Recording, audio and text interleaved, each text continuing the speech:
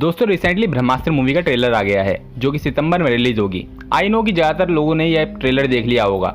वैसे तो यह पूरी मूवी अस्त्रों की दुनिया के ऊपर बेस्ड है जिसे इन्होंने अस्त्रावर्स नाम दिया है, जहां हर कैरेक्टर अपने अलग अलग अस्त्रों का यूज़ करके सिर्फ ब्रह्मास्त्र को पाने की जद्दोजहद में लगा हुआ है, जिसे सभी अस्त्रों का राजा भी कहा जाता है। लेकिन दोस्तों क्या आप जानते हैं कि ब्रह्मास्त्र से भी कई गुना ज़्यादा पावरफुल वेपन्स का जिक्र हमारी रामायण और महाभारत में किया जा चुका है, जिसे इस मूवी में नहीं दिखाया गया है, ऑब्वियसली क्योंकि ये मूवी ही ब्रह्मास्त्र पर बेस्ड है। अब ब्रह्मास्त्र से ज़्यादा पावरफुल वेपन को जानने से पहले आपको यह जरूर जान लेना चाहिए कि एक्चुअली में ब्रह्मास्त्र कितना खतरनाक है, ताकि आप इस बेसिस पर इससे ज़्यादा शक्तिशाली अस्त्रों की खतरनाक पावर का अंदाजा लगा सको।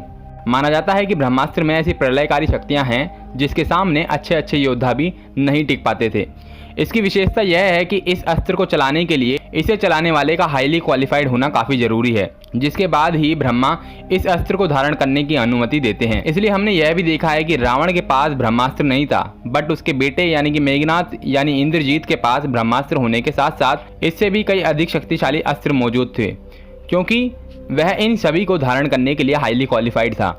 हम ब्रह्मास्त्र को आज के परमाणु बम से कंपेयर कर सकते हैं, क्योंकि इसके विनाश के बाद होने वाली स्थिति का वर्णन जैसे महर्षि वेदव्यास ने दिया था, वैसे ही कुछ आज के साइंटिस्ट भी न्यूक्लियर बॉम्ब्स के बारे में देते हैं। उन्होंने कहा था कि जिस भूमि पर ब्रह्मास्त्र छोड़ा जाता है वहां भयंकर तबाही होती है और लगभग 12 साल तक उस जगह पर किसी भी प्रकार के जीवन का पनप पाना असंभव सा हो जाता है। इसलिए ब्रह्मास्त्र चलाने का ज्ञान रामायण और महाभारत में सिर्फ कुछ ही योद्धाओं के पास था। तो चलिए फटाफट से जान लेते हैं कि वह कौन से ऐसे अस्त्र हैं जिनके सामने ब्रह्मास्त्र भी बच्चा है। नंबर 5 पर है ब्रह्मा जी का ब्रह्मशीर अस्त्र।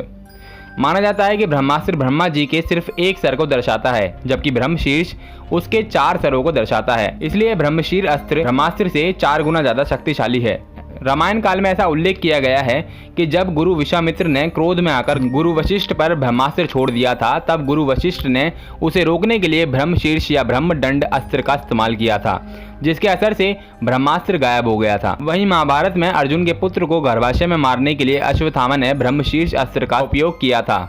एंड इसी के साथ ब्रह्मा जी का एक और अस्त्र है जिसका नाम है ब्रह्मदंड, जो कि इतना प्रलयकारी था कि एक बार छोड़े जाने के बाद वह पृथ्वी जैसे ग्रह को नहीं बल्कि पूरी 14 गैलेक्सीज को पलक झपकते ही भाप बना सकता है।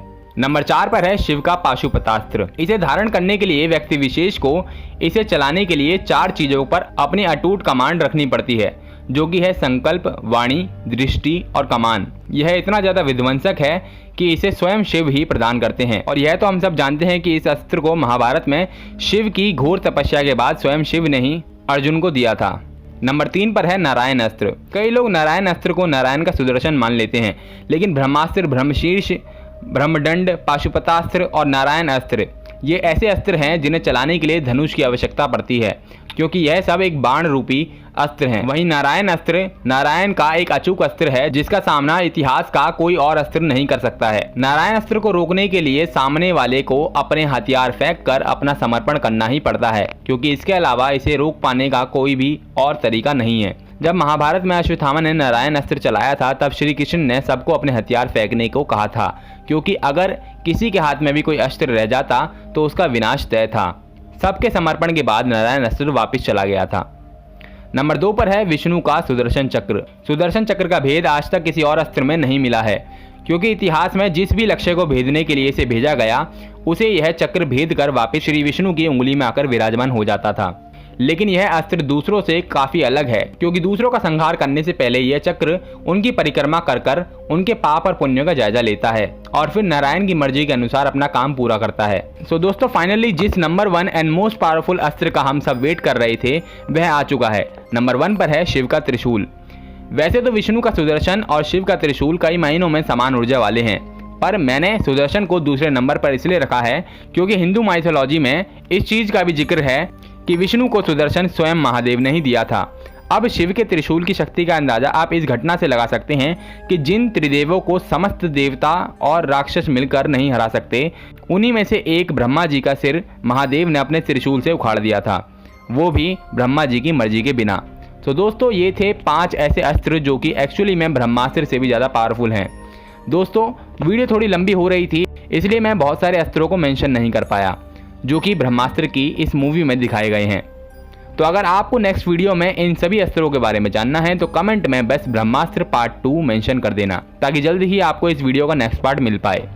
तो दोस्तों आज की वीडियो में बस इतना ही। एंड वीडियो पसंद आई तो इसे लाइक कर देना। एंड ऐसे ही 4 से 5 मिनट की शॉर्ट एंड ज्ञानवर्धक वीडियोस पाने के लिए इस चैनल द साइंस सिस्टम को सब्सक्राइब करके बेल आइकन में ऑल का बटन जरूर दबा देना। इसी के साथ मैं गौरव मिलता हूँ आपसे ऐसे किसी अमेजिंग वीडियो में, तब तक के लिए बाय बाय।